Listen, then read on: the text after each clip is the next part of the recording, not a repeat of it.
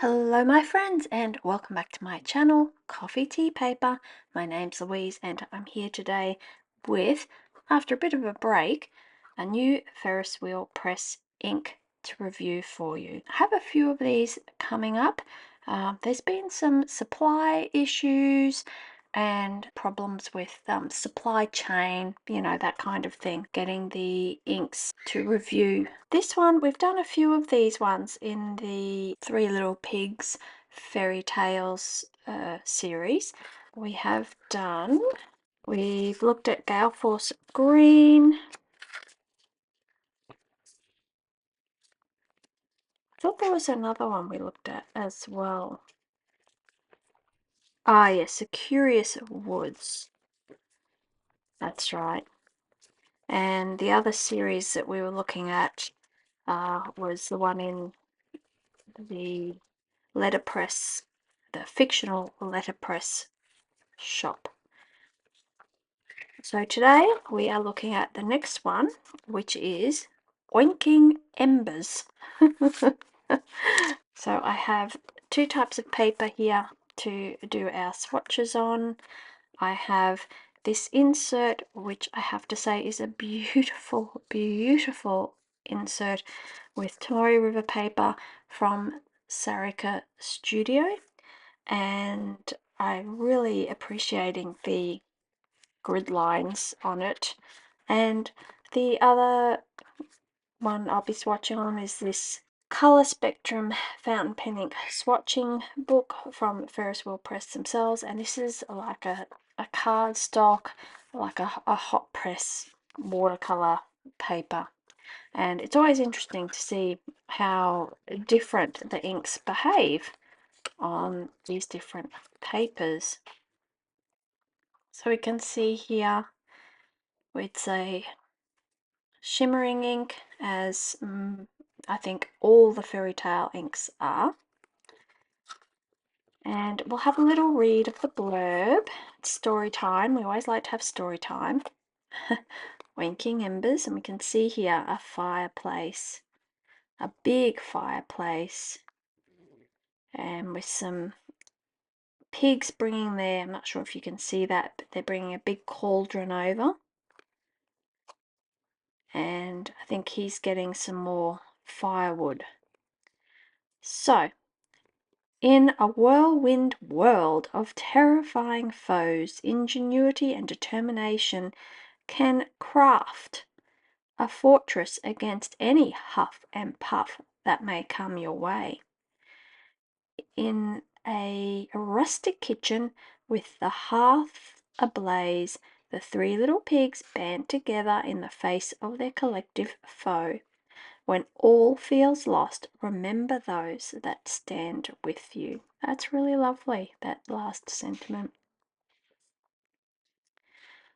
This is a description of about the fountain pen inks, water-based, evenly toned, rich and saturated, and they recommend using with the Fairy Tales collection a medium broad nib or dip pen.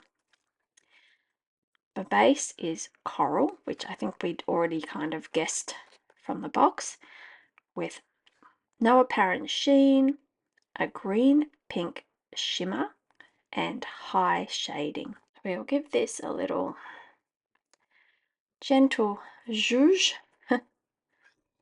and we'll do our swatches first with paintbrush. And then I've got a couple of pens today. I think I might swap out between them. I've got a very fine G-nib calligraphy dip pen, as well as a Hokoro by Sailor dip pen with a medium nib.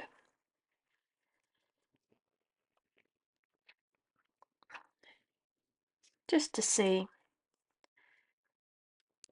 what difference that makes. Oh, it's quite light on, isn't it? This is going to be very interesting to write with. I'll go a bit more.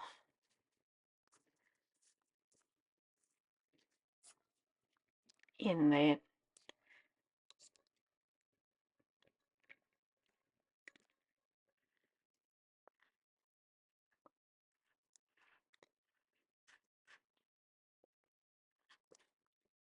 Whoopsie.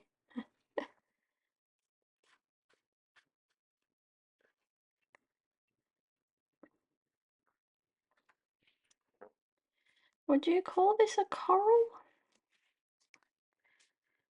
It's a little bit more peachy apricot-y, I think. I'll just have to rearrange all my things because, like many people, I have to write on an angle.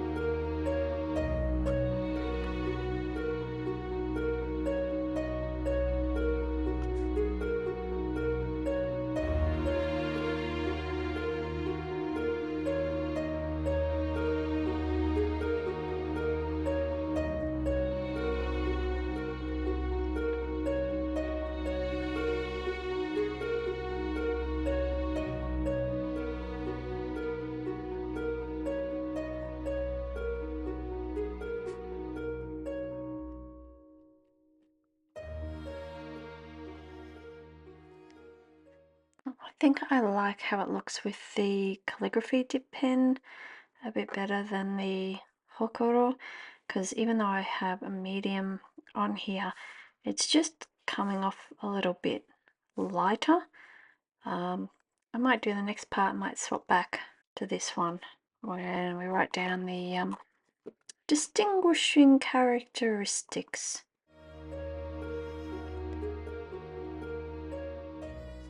I can definitely see the pink coming through here, but the green is a bit light on. To me, it looks a little bit more pale greeny gold than a true green.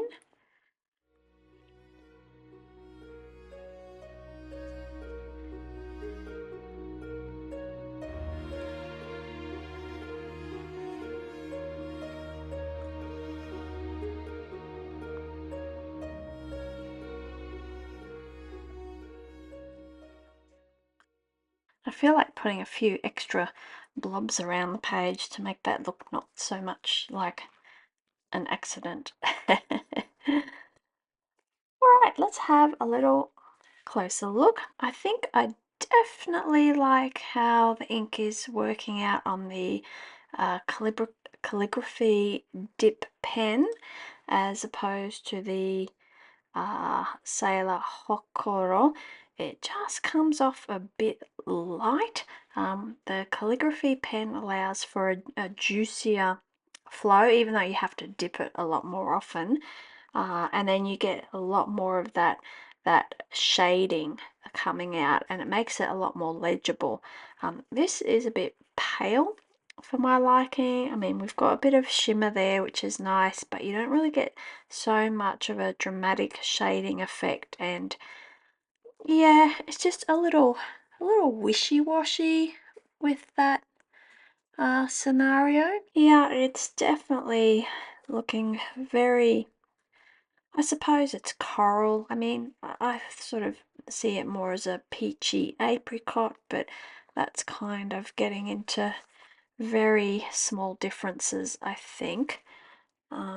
It's all in the eye of the beholder as well. So just put our label on there. Yes, I like this swatch. We've got that outer ring where it is really quite pale, which is quite reflective of what's going on down here. And then we've got this inner bit where we can really see the shimmer as well as the shading coming out. As usual, I do some really good close-ups so you can get an idea of the ink. And what do you think? How do you think this one plays with the others? The Galeforce green and the Curious Woods. Let's get all three of them, as if we can, here together. It's quite an interesting scenario, isn't it? I mean, we've definitely gone from quite a dark, foreboding type of feeling to then, it's starting to lighten up a bit, and maybe the piggies are getting the upper hand, and then we're finishing with quite a sort of a warm and cozy ink on the end here. So look, their storytelling is always immaculate, and I don't think this is any exception. I'm just not seeing really obviously that pink and green. It's just looking kind of gold to me. I feel I'm seeing a little bit of green there, but sometimes when I can angle to take a photo, I tend to get it looking a bit more obvious. So yeah, we'll see how we go. Thank you so much for watching. Thank you for being here. Give us a thumbs up and a follow if you're interested in learning about inks, journaling, books, happy mail. I don't know. I've got probably too many hobbies going on. I try to share them all here. And I will say bye for now.